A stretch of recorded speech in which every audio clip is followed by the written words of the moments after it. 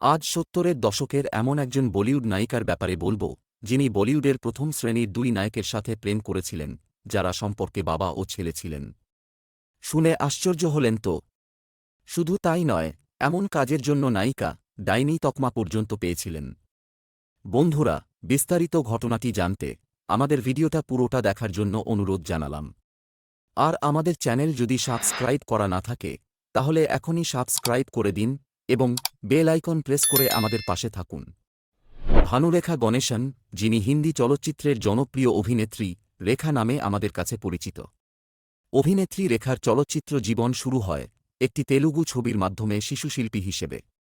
১৯৭০ সালে শাওন ভাদো নামে একটি চলচ্চিত্রের মাধ্যমে রেখা হিন্দি চলচ্চিত্র জগতে রাতারাতি খ্যাতি লাভ করেন।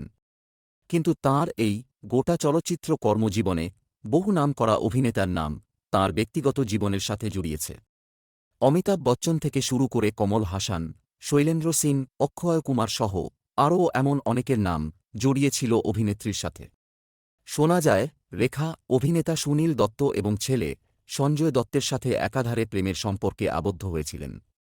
কেরিয়ারের শুরুর দিকে সুনীল দত্তের সাথে অহিংসা নামে একটি সিনেমায় কাজ করার সময় সুনীল দত্তের সঙ্গে রেখার প্রেমের সম্পর্ক ছিল বলে শোনা যায়।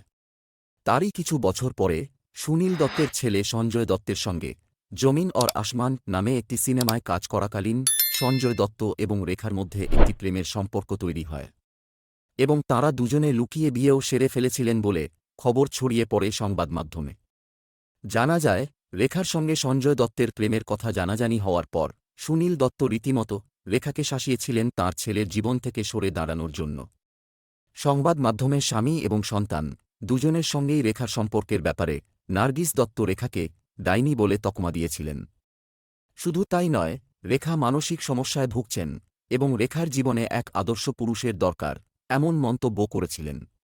সেই সময় নার্গিসের এই সাক্ষাৎকার নিয়ে বহু চর্চিত হলেও রেখা বা সঞ্জয় দত্ত কেউ কোনোদিন এই বিষয়ে কোনো কথা বলেননি। ভিডিওটা কেমন লাগলো জানাবেন বন্ধুরা। এরকম আরও অজানা ভিডিও দেখার জন্য আমাদের ইউটিউব চ্যানেলটি সাবস্ক্রাইব করতে ভুলবেন না।